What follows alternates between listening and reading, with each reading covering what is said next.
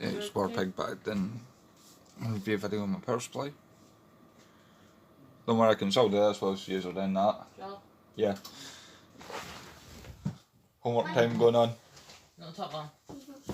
Hello. I got a letter I'm also doing homework. Till I've got to change the sensor. Yes. Well, anyway, this is a review of the Artic Blue Plus power supply, that 850 watt power supply I got a few months back. But time I started getting some reviews. This power supply comes in two different wattages. You've got the 850 watt and the 750 watt. Now, this power supply is a fairly decent power supply for the price that I bought it for. I read through the reviews, and it's got quite a mixed bunch of reviews online on places like eBay, Amazon and all that. You can get power supply from, I think it was CCL as well. But what's given it the mixed reviews is there's ones try to run this very power supply with higher end cards. Now, when I was looking upgrading from the EVGA GTX 650, I had to look at 12 volt rail here. I had to look at the amperage. Then I had to find a card that was up to the 34 amp on a 12 volt rail. Reason being is the negative reviews about this power supply is it's just ones that are still learning, but it's a costly process because they've blew everything, because they've tried to run, like, for talking sakes, a 1080 Ti or a 1660 Ti on this power supply, and because it doesn't have the amperage on 12 volt to run it, it's blown it. Now, yes, there's a few things about this power supply. It is a quite up to date power supply, but it's using architecture from 10 years ago. Look at, you've got the quad 12 volt rails, which is typical PSU architecture from 10 years ago, what everyone had to use. But it does have other modern day features like a power management fan, which, by the way, look at the box, the fan's blue, and yes, it is blue. It is a non-modular power supply, meaning that it's all the Molex, all the SATA, the 6 plus, the 2s, the 6 plus, the 6 plus 2 for the graphics, the 8-pin EPS, the 24-pin, are all hardwired in, and yeah,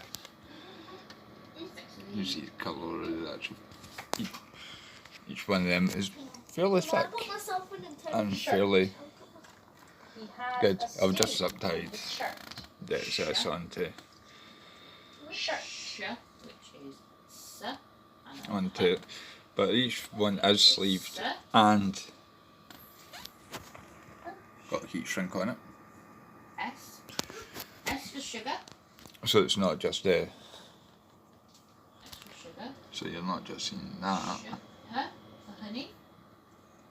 That's it. I for ink. And each cable is fairly thick as well, including the little individual ones are fairly thick, so they're using really decent gauge wire to deal with everything the power supply does. The power management fan is very silent. We will cheer for our team to win. C for Craigie. Cheer. Then it's a H for honey. You can see that blue fan. It's an E for egg. It's fairly silent. It's a fairly silent power supply for the money. That's also in my It is not. The one thing that does falter because of the architecture of the power supply. It is not C for Craigie. even bronze rated, Off for Orange. Wow. so that's a risk you take when you buy this power supply. It's not a rated power supply.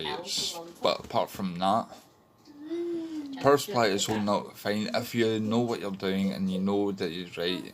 Cricket. I have I've got 34 amp on the 12 volt rail for the I graphics. have a few skills, don't I? I'll look at the whatever graphics card it is and the amperage it does. Volt. Yeah, That's why I've ended up with a Volt 960 is lots of money. GTX 960. Volt. V for Van. But A for Apple. and you can see I've actually had I've taken the side panel off the case to do this. L for Lollipop. But And T for toy. T for Toy. even at that, And guess what? this. So, like I was saying, you look up that card, you search the internet for the amperage, even if you have to type into Google When they had to do more work. how many amps is the 960 GTX 960. You find a lot of information out there in places like Tom's Hardware and all that, which is fairly R good sites to actually use for spec information. I've used them before. U I've used Tom's Hardware for years, and I can even vouch for that, M for the everything that's on there. B But L. yeah, you look up amperage of the card, then you look, for example, I'll show you here.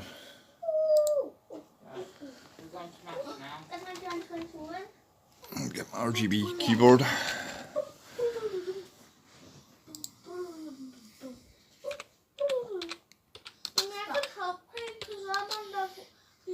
My trainer's at 95. See, I've already been. I can do the same game that I'm on. High rise. You're going out on same old Corey? Mhm. Yeah? What are you on? I'm on class. I'm on class. Was that money on? Obviously, I've not been doing it on this. I can't A lot of very adverts. Loading, darling. Oh, I'm in. I'm waiting. I'm actually. Then, look, Oh, that was down. ones will put out the information. Yeah. Hey. Ones. I'm in. I'm So, 4, which one's more than 4? 5.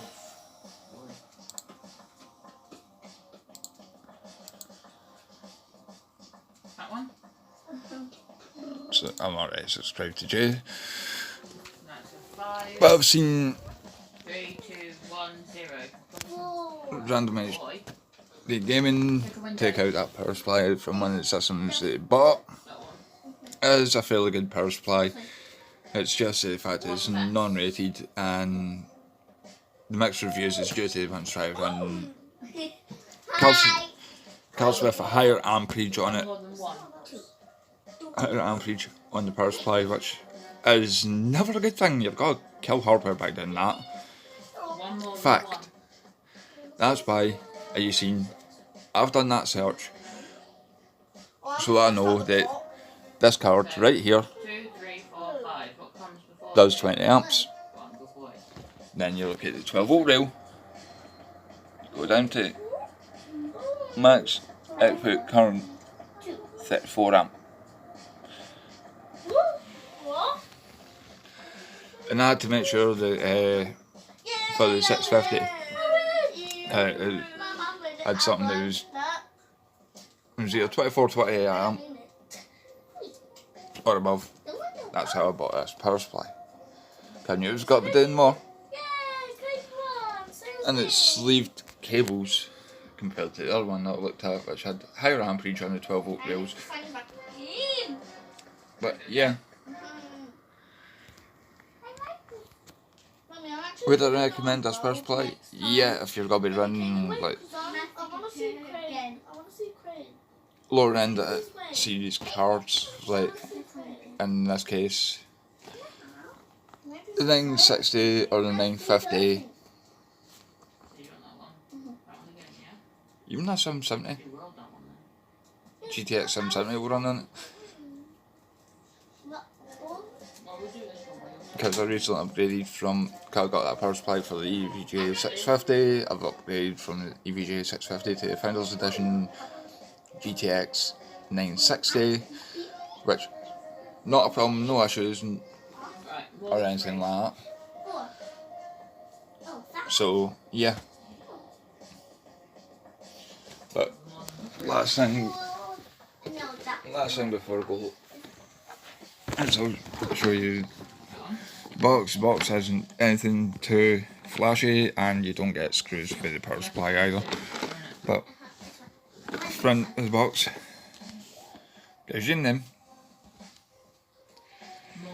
shows you 2 models, as well as a picture of the power supply itself. Actual product may vary from photos, but I've not found that it does. On this side, it tells you, right, got 120mm smart sleeve fan with a fast speed controller, noise killer fan, support ATX.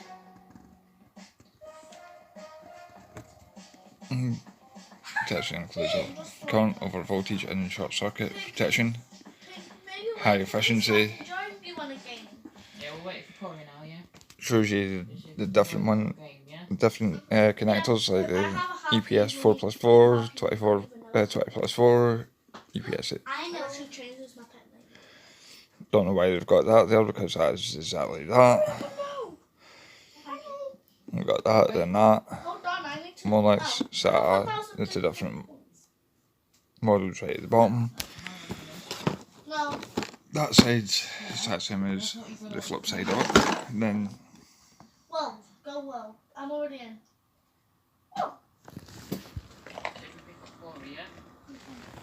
You'll just need to press that and then I will say right. Hold on. Hey! you got 2 different specs for the What game are you in? 2 different models. Play with your brother. How many? Thank you. Bye-bye. Bye-bye. Ah! Hey! That's a plan! See, it is ROHS compliant. That's a fairly good power supply for the money. If you're building a cheap budget machine, like, or even an old school build using the FX, and you're wanting to go like a 960 or a 770, then this power supply is the perfect deal for it. But beyond that, don't expect to run something like an RTX 2060 or RTX 2080 on this very power supply, because that is not going to happen. Don't expect to run a 1080, because you might get away with a 1050 and a 1650, but anything above that you might not get away with on that very power supply. And yeah, in this case because I've got fan facing down the way, to draw air in from the bottom, takes off through the back. But that's because of the way the case itself is designed, and there's enough room underneath and a floor to protect the case. So yeah, apart from that, I just need to wait. would I recommend this power supply? Yeah, if you're on a budget and you're looking for something that's got to do for letting GTX 960, and yeah, I'm running the Ryzen on it, so yeah, you can get away with running an AMD Ryzen on that very power supply, but don't expect to run any high-end graphics cards on it, because you'll just kill the power supply and the hardware, and it's going to cost you more money in the long run. Stick with something like I think 60, you're fine there. It's all good to go. And one of the major drawbacks is it's non-modular, so you're going to have to, like, in a case like this, you have to hide cable mesh. You can see I've tried my best with my cable management, but it's a non-modular power supply, which makes it a bit more harder for that very reason. But apart from that, like, comment, subscribe, all free to do it, and I'll catch you guys in the next video.